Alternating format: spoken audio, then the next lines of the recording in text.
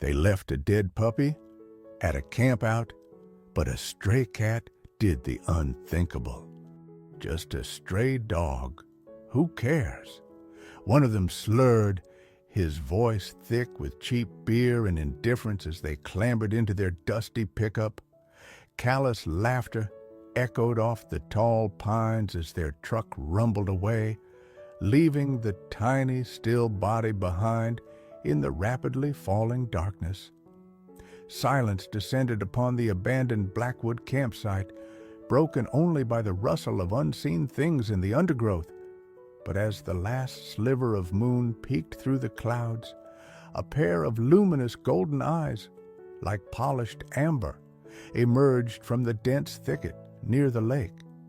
This was Shadow, the elusive feral cat, and what she did in the face of such heartless neglect was truly unthinkable.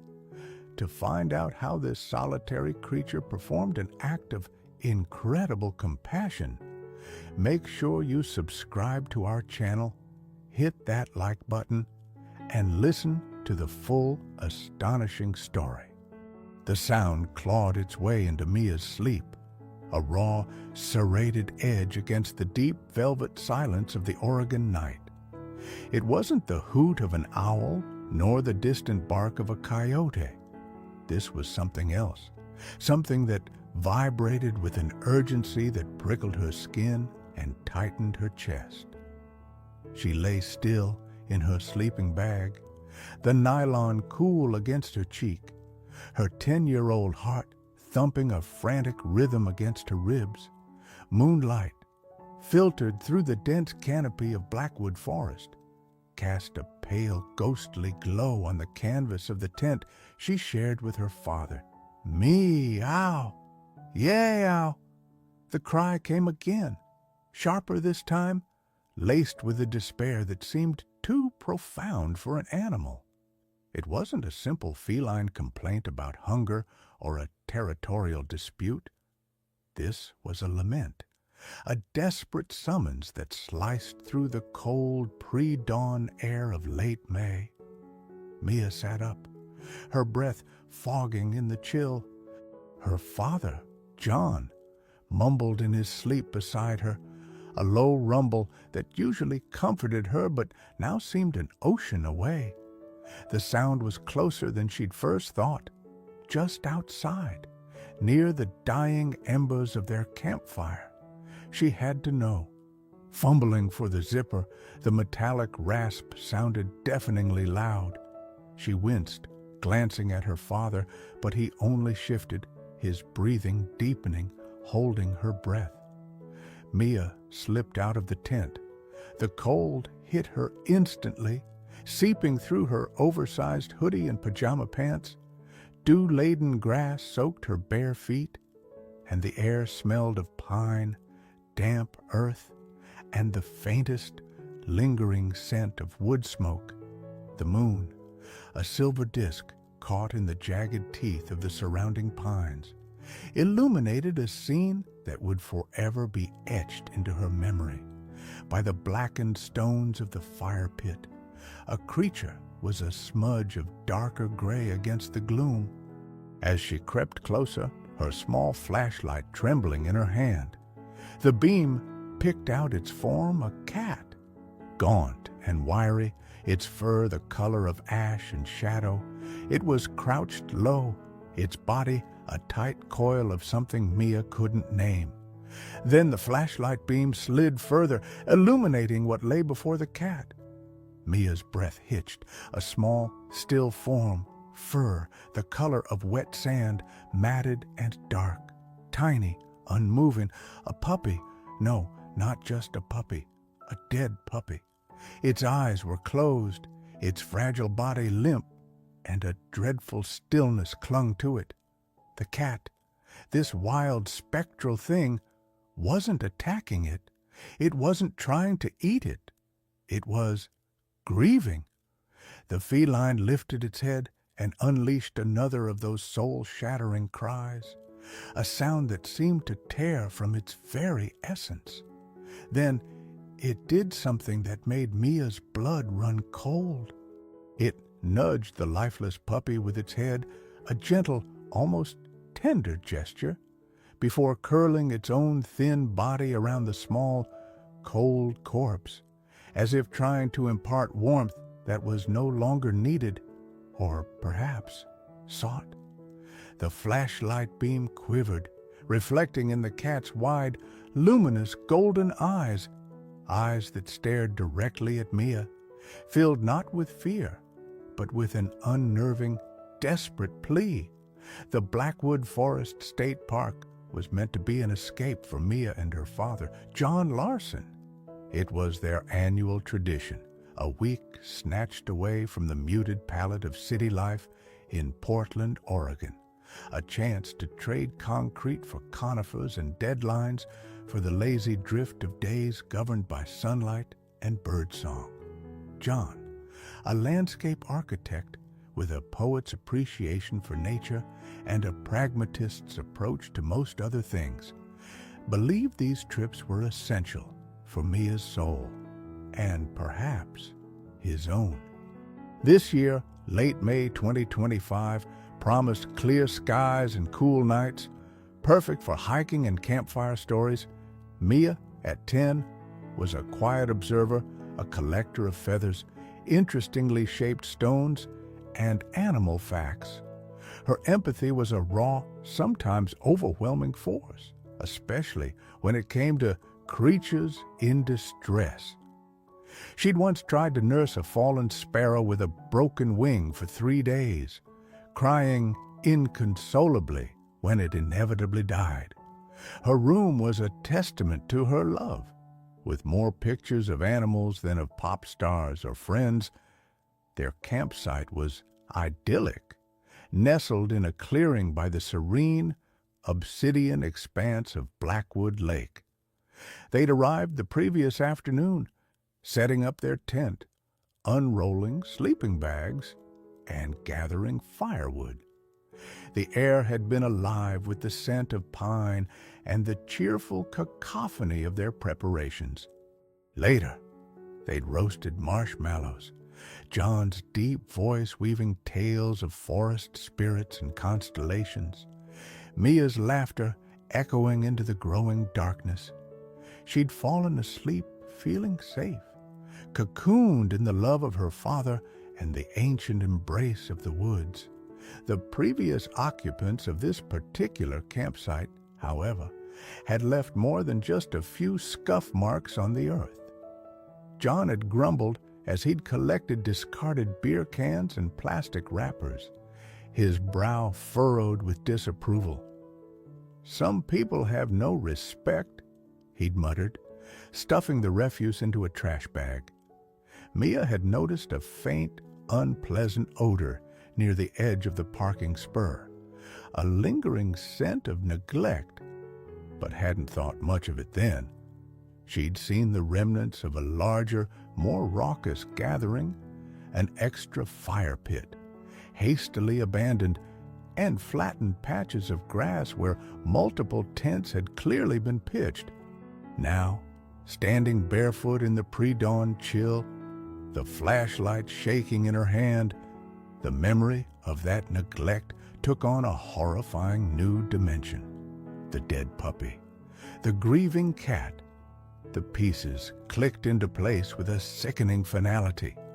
The previous campers, they hadn't just left trash. John, awakened by Mia's prolonged absence and the persistent haunting cries of the cat, emerged groggily from the tent, his hair sleep-tousled, a frown etching his face. "Mia, what on earth?" His voice trailed off as he took in the scene. Mia, pale and trembling, the flashlight beam fixed on the cat and its grim companion. He moved to Mia's side, his arm instinctively going around her shoulders. "Oh, honey," he whispered, his gaze softening with a shared sorrow as he saw the puppy. He was a practical man, not easily shaken, but the sight of the emaciated cat, which he recognized as the elusive stray locals sometimes called Shadow, huddled protectively over the dead animal, gave him pause. Poor little thing, and that cat.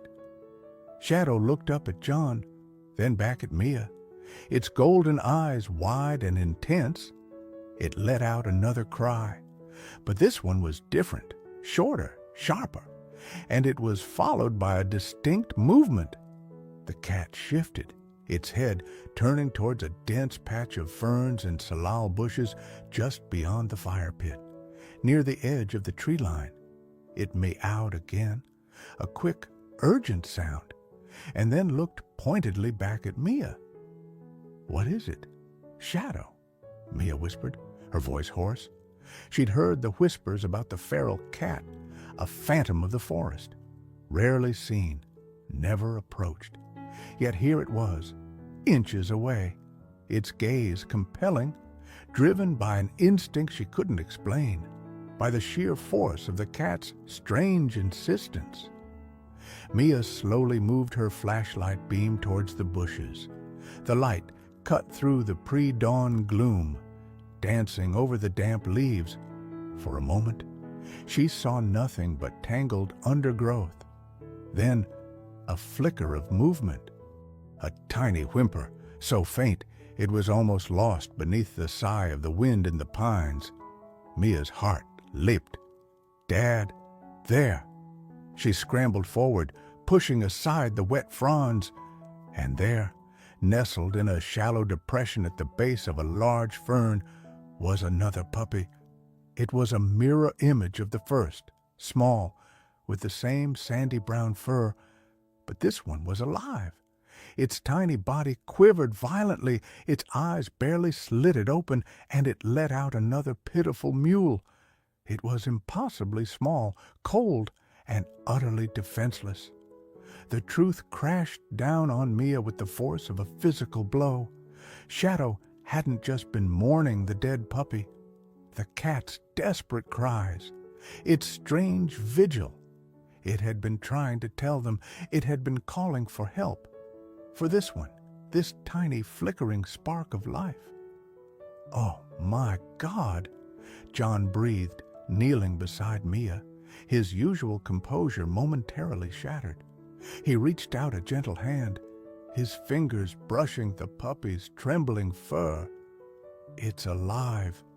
Barely." Mia looked from the shivering puppy to Shadow, who was now watching them intently, its body still a protective curve near the dead sibling, but its cries had softened to a low, anxious rumble. "Shadow," Mia whispered, tears welling in her eyes, a mixture of sorrow for the one lost and a desperate, burgeoning hope for the one found. "You saved him." The surviving puppy, nestled in Mia's trembling hands, was the inciting incident, her initial goal, raw and immediate. Formed in that instant, she had to save this little life. And somehow, inexplicably, a feral cat was at the heart of it all. The immediate priority was warmth. The surviving puppy, which Mia instinctively named Hope, was dangerously cold, its tiny body radiating a chill that belied the faint spark of life within. John, his face a mask of concern, hurried back to the tent, returning with a small towel and one of his thick woolen socks. "Gently, Mia. We need to get its temperature up." Mia, her earlier shock giving way to a focused determination, carefully wrapped Hope in the towel, tucking the bundle inside her hoodie against her own skin, trying to share her body heat. The puppy was terrifyingly fragile, its whimpers weak, its breathing shallow. Every few moments, a violent shiver would rack its tiny frame. "We need to get it to a vet," John said, his voice firm. "The ranger station might know the closest one. It's probably in Cedar Creek, about 40 minutes from here. We'll have to pack up quickly." While John began the task of breaking camp with an efficiency born of practice and urgency, Mia sat on a log, cradling Hope, her gaze flitting between the precious bundle in her arms and Shadow, The gray cat remained near the dead puppy, a silent, sorrowful sentinel. Its earlier, frantic energy had subsided, replaced by a watchful stillness. Its golden eyes, however, never strayed far from Mia and the living puppy she held. "Why, Shadow," Mia murmured, more to herself than the cat, "why did you care?" Feral cats were supposed to be solitary, distrustful, concerned only with their own survival. Yet Shadow's actions defied that stereotype. There was a depth of something in its gaze, intelligence, perhaps even a strange, wild form of compassion that Mia couldn't fathom but felt profoundly. The burial of the first puppy was a somber affair.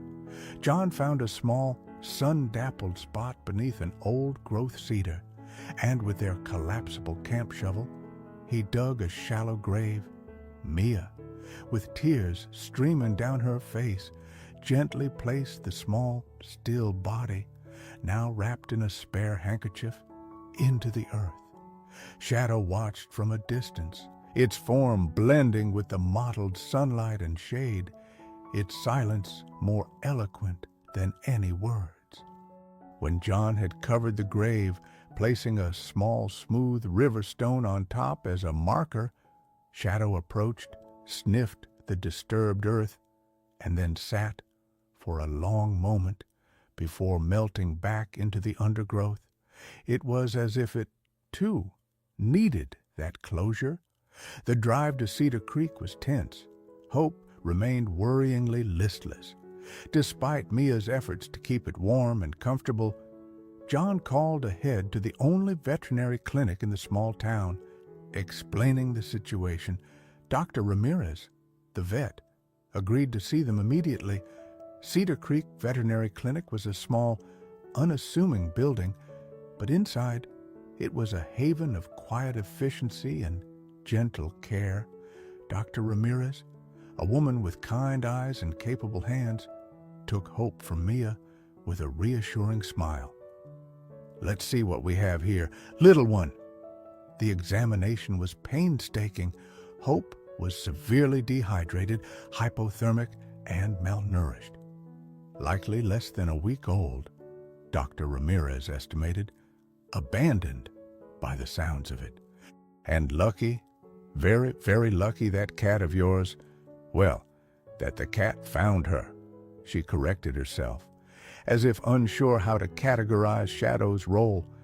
She administered subcutaneous fluids, showed Mia how to carefully syringe a special milk replacer into Hope's mouth, and placed the puppy in an incubator to slowly raise her body temperature. "The next 24 hours are critical," Dr. Ramirez warned. "She's incredibly weak.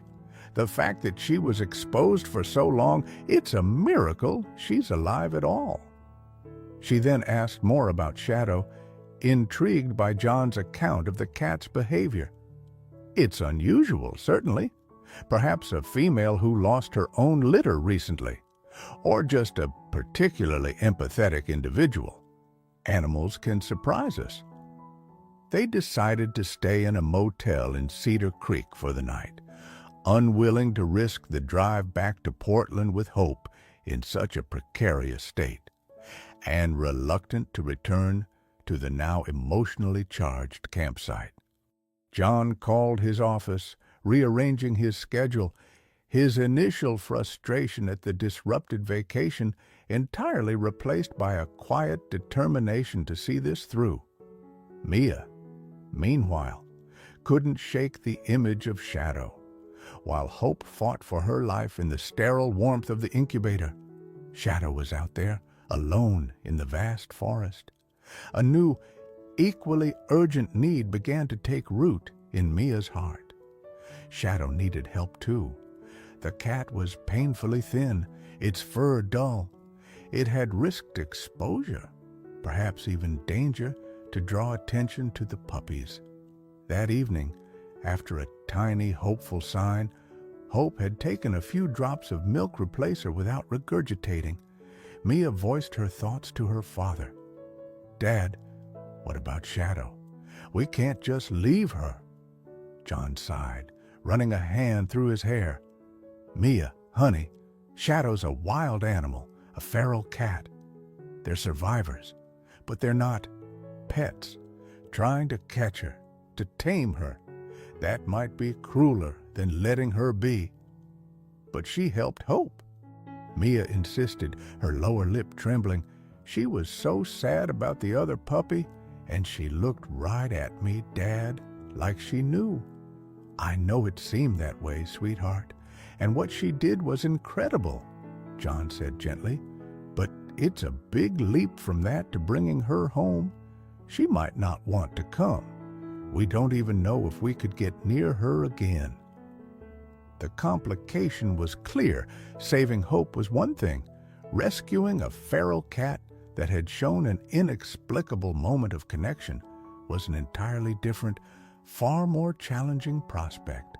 Shadow was an enigma, a creature of the wild. Her actions had been extraordinary. But did that mean she desired or could even tolerate a human world?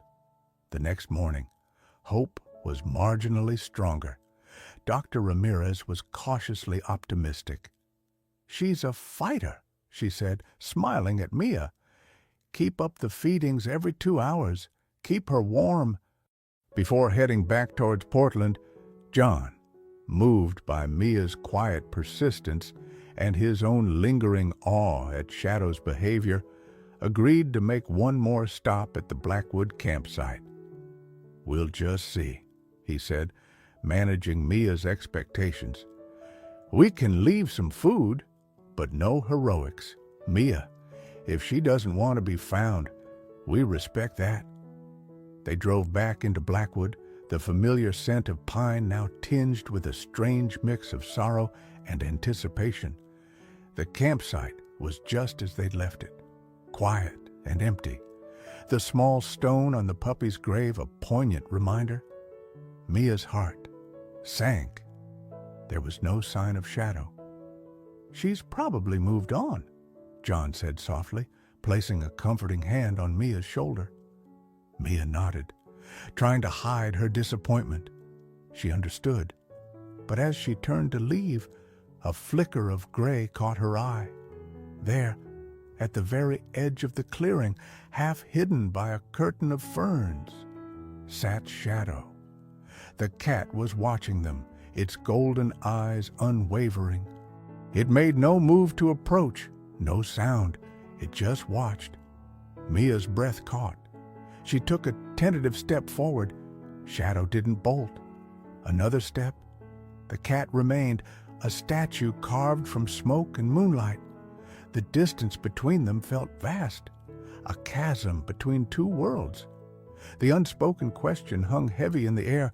Could this chasm ever be bridged? The initial goal of saving Hope was on its way. A new, far more complex one was now taking shape in Mia's mind, tangled with the mystery of a feral cat's incredible act. The decision to leave food for Shadow felt like a small, inadequate gesture, but it was all they could do. John opened a can of tuna he'd found in their emergency supplies, placing it on a flat rock near where Shadow had last been seen. Mia added a small bowl of fresh water from their canteen. They retreated to the car, watching from a distance. For long minutes, nothing happened. The forest held its breath. Then, with a fluid movement that was almost invisible against the backdrop of trees, Shadow emerged. The cat approached the offerings cautiously, nose twitching, scanning the surroundings with an alert intensity that spoke of a life lived on the edge. After a moment of hesitation, it began to eat, quickly, but without the frantic gulping of a starving animal. It was wary, but it was also hungry. Mia watched, her heart aching with a mixture of hope and helplessness. "She's so alone," she whispered. John, observing the scene, felt his own resolve begin to shift. He'd been prepared to accept Shadow's wildness, to respect its independence, but seeing the cat now, so thin, so solitary, after what it had done, a sense of responsibility, however irrational, began to stir within him. He thought of the callousness of the people who had abandoned the puppies, leaving them to die, and then he looked at this feral creature, this supposed outcast, who had shown more compassion than any of them. "Maybe," John said slowly, more to himself than to Mia, "maybe we can't just walk away." This was the turning point. For John, it was a shift from pragmatic sympathy to a willingness to engage with a far more complex and uncertain situation. For Mia, it was a validation of her deepest instincts. Her role began to transform. She was no longer just a rescuer of hope, but a potential bridge to Shadow, a champion for a creature everyone else had written off. They couldn't stay indefinitely at the campsite. John had work. Mia had school eventually, and Hope needed consistent, stable care. They decided on a compromise. They would return to Portland, get Hope settled, and then, over the coming weekend, John would bring Mia back to Blackwood. They would try, patiently and respectfully, to see if Shadow would accept their help. It was a long shot, fraught with potential disappointment, but the image of Shadow's golden eyes, filled with that inexplicable plea, was too powerful to ignore. The journey back to Portland was different. Hope, nestled in a makeshift carrier warmed by a hot water bottle, seemed a little stronger, her whimpers less frequent. Mia diligently administered the milk replacer every 2 hours. Her small face a study in concentration. John drove, his thoughts frequently returning to the gray cat in the forest. He called Dr. Ramirez, updating her on Hope and tentatively asking about the logistics of attempting to trap and domesticate a feral cat. Dr. Ramirez was realistic. It can be done, especially if she's shown some unusual behaviors like you described, but it takes immense patience, and there are no guarantees. She might never become a lap cat. The goal would be to provide her with safety, regular food, and medical care, even if she remains semi-feral. She gave him the number of a local TNR trap-neuter return group that might offer advice or even loan them a humane trap. The following days in Portland were a whirlwind of puppy care. Hope, against the odds, began to thrive. Her eyes opened fully, revealing bright, inquisitive beads. She started to gain weight, her tiny ribs less prominent beneath her soft fur. She even managed a wobbly, uncertain attempt at a tail wag.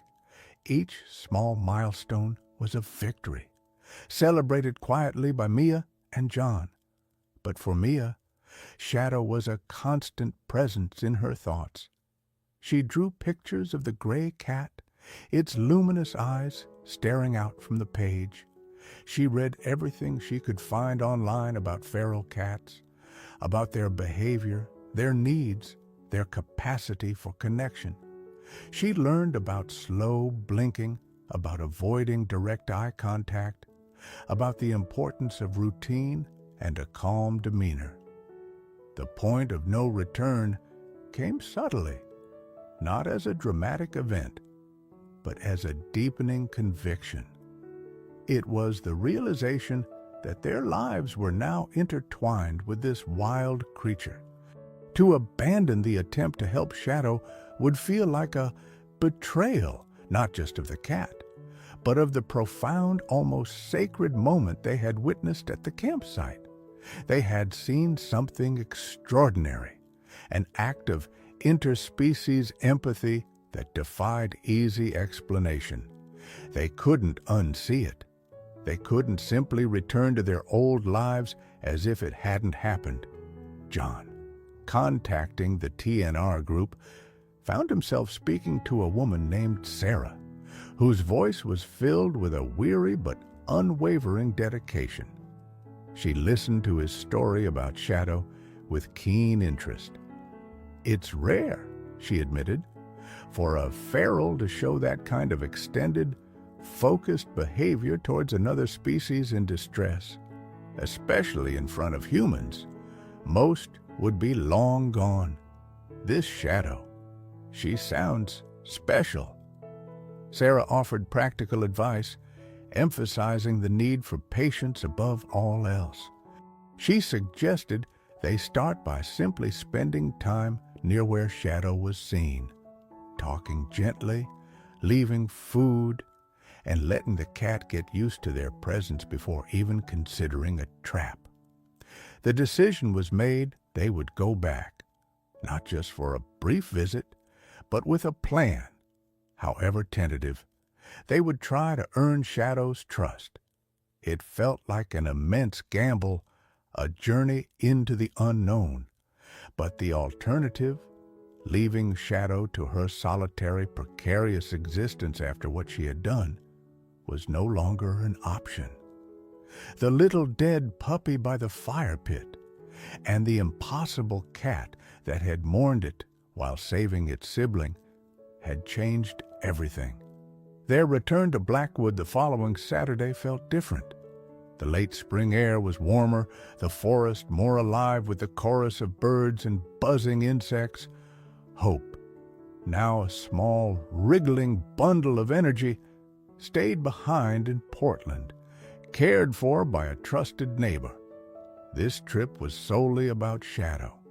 John parked the car in the same spot, and Mia's heart pounded with a mixture of anticipation and trepidation. Would Shadow still be there? Or had the enigmatic cat vanished back into the deeper, wilder parts of the forest? A fleeting, inexplicable memory? They didn't see her at first. Mia walked slowly around the perimeter of the campsite, her voice a soft murmur. "Shadow, it's Mia. We're back. We brought you something." She placed a small dish of wet cat food, a higher quality brand this time, recommended by Dr. Ramirez, near the rock where Shadow had eaten before. John sat on a fallen log, a book open in his lap, feigning casual disinterest, a tactic Sarah from the TNR group had suggested. Let her come to you, or at least observe you without feeling pressured, she'd advised. Hours passed. The sun climbed higher, dappling the forest floor. Mia tried to read, but her eyes kept scanning the tree line. Doubt began to creep in. Maybe her father had been right initially. Maybe Shadow was too wild, too untamable. Maybe their brief, intense connection had been a fluke, a momentary lapse in the cat's feral defenses. Then, just as the afternoon shadows began to lengthen, a flicker of movement. Shadow materialized at the edge of the clearing, as silent and ethereal as her namesake.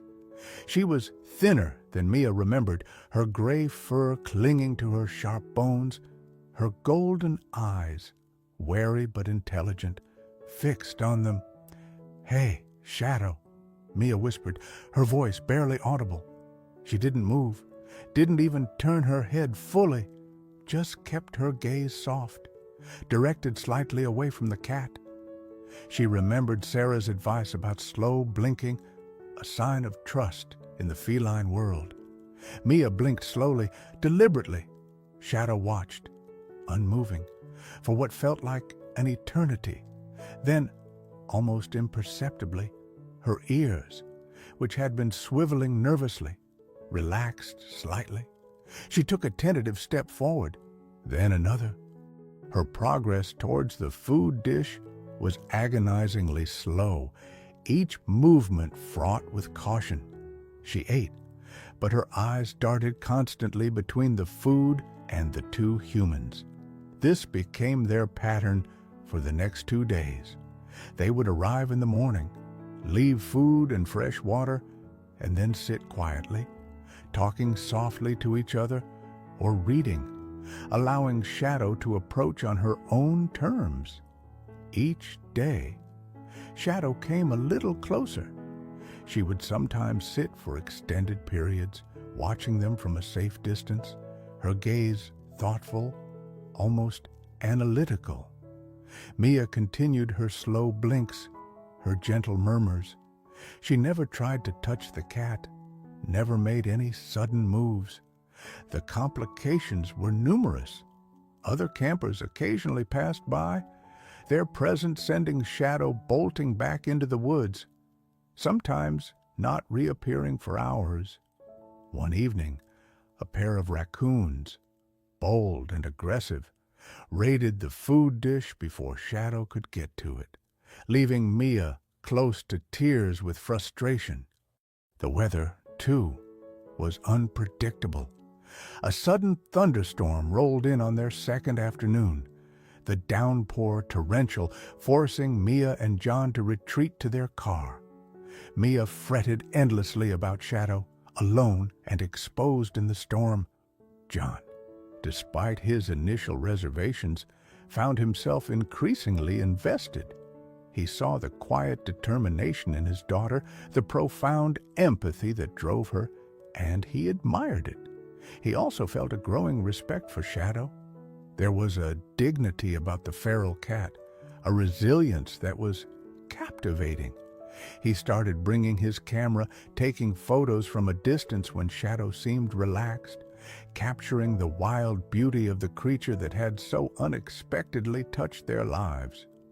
Mia's dark night of the soul arrived on their third day. Despite their patient efforts, Shadow still maintained a significant distance. She would eat the food they left, she would watch them, but she made no move to bridge the final gap. The thought of leaving again without her, of returning to Portland knowing Shadow was still out here, vulnerable and alone, filled Mia with a deep ache of despair.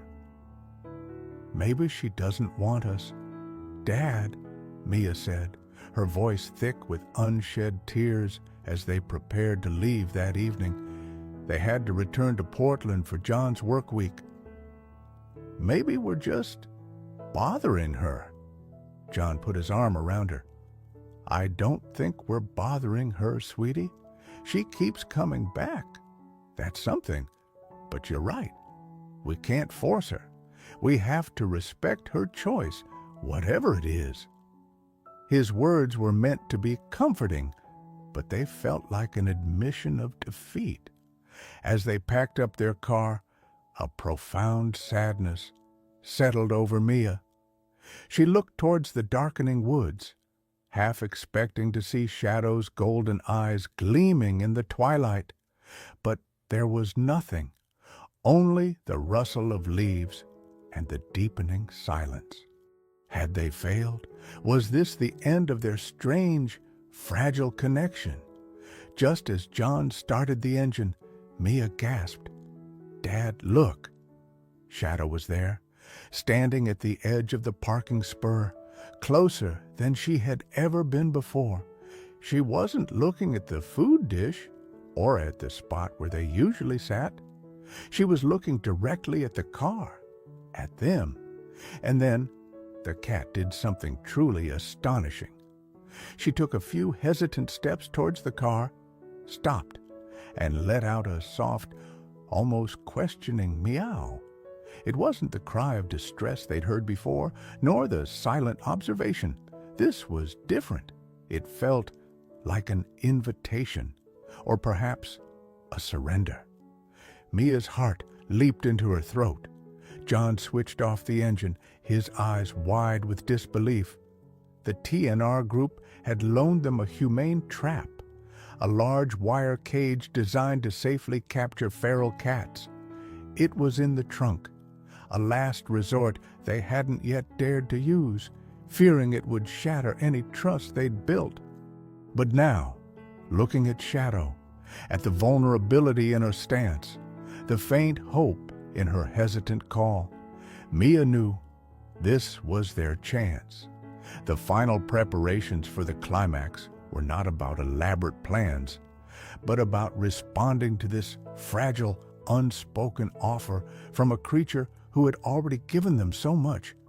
The tension was almost unbearable. Everything hinged on these next few moments.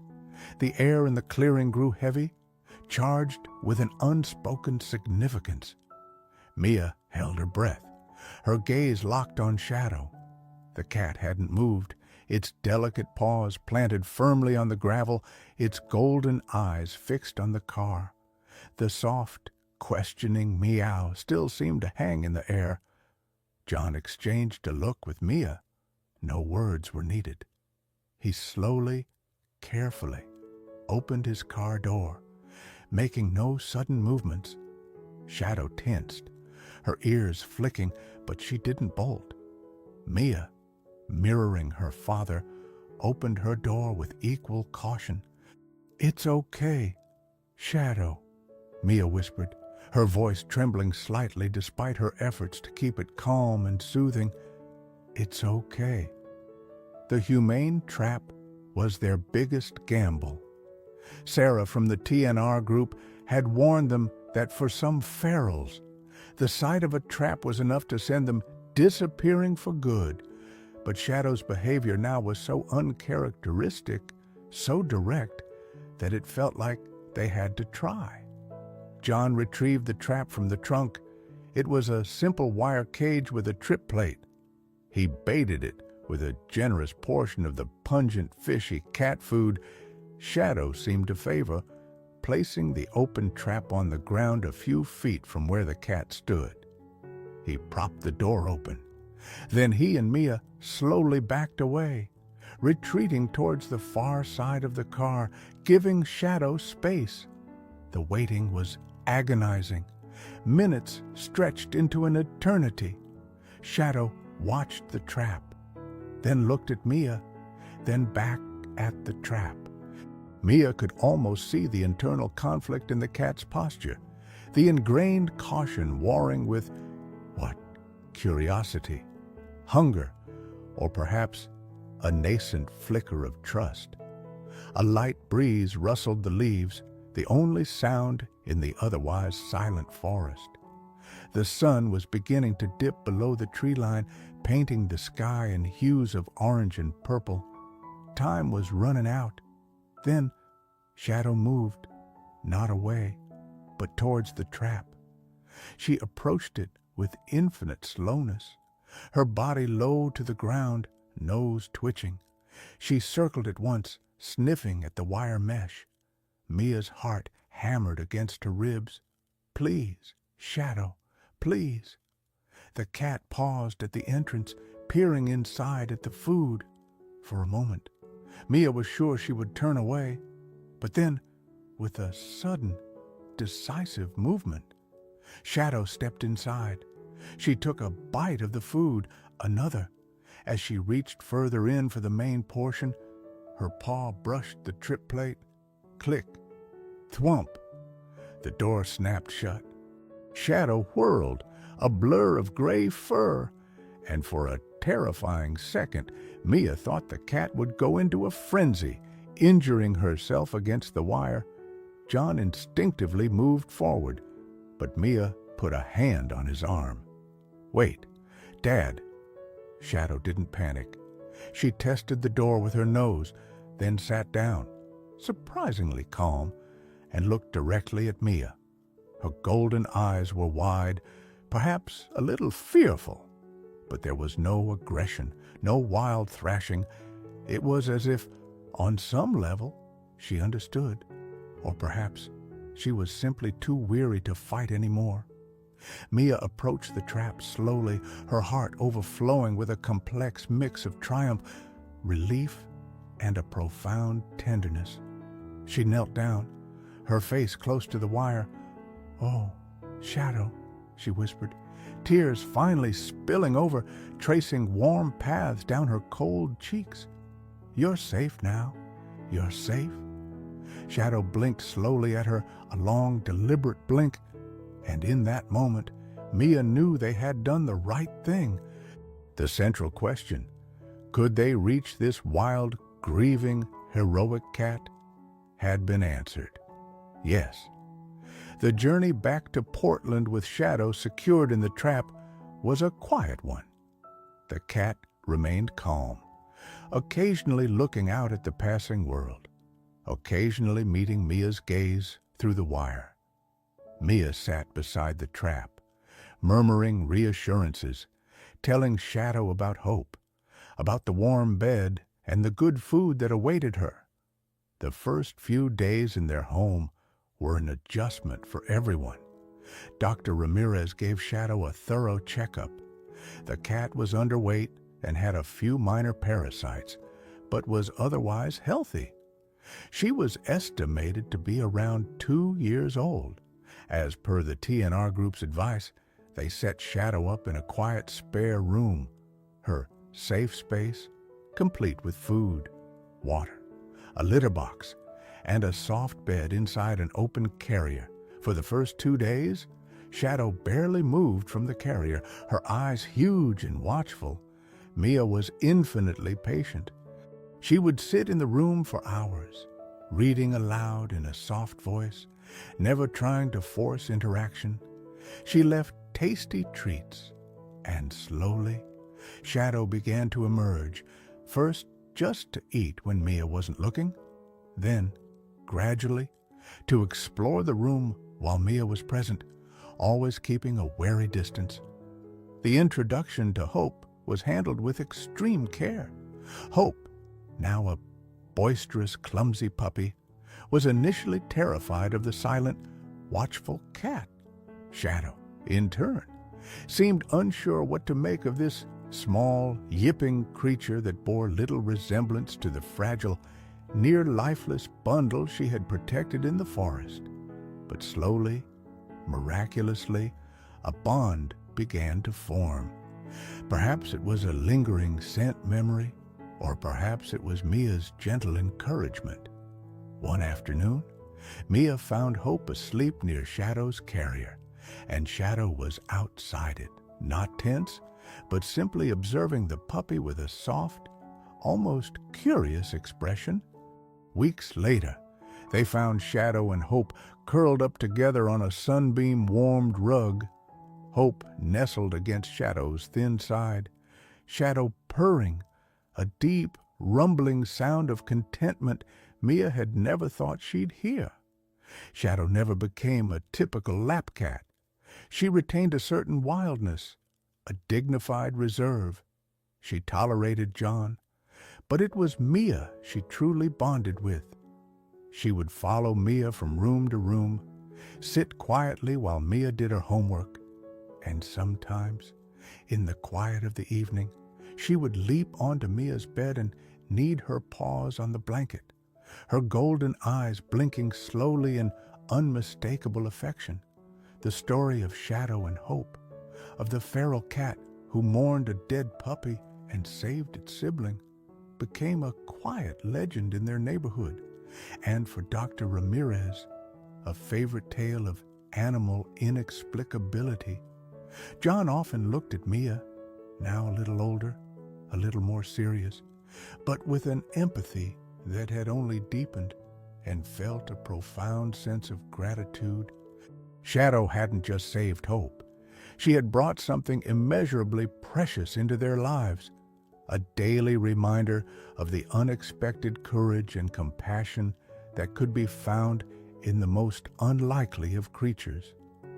The scars of the callous abandonment at Blackwood remained, a faint echo of human cruelty, but they were overshadowed by the warmth of Shadow's purr, the joyful yelps of Hope, and the quiet understanding in a pair of luminous golden eyes that had once, in the heart of a dark forest, done the unthinkable. They had found their new normal, a life enriched by the wild heart they had welcomed into their home.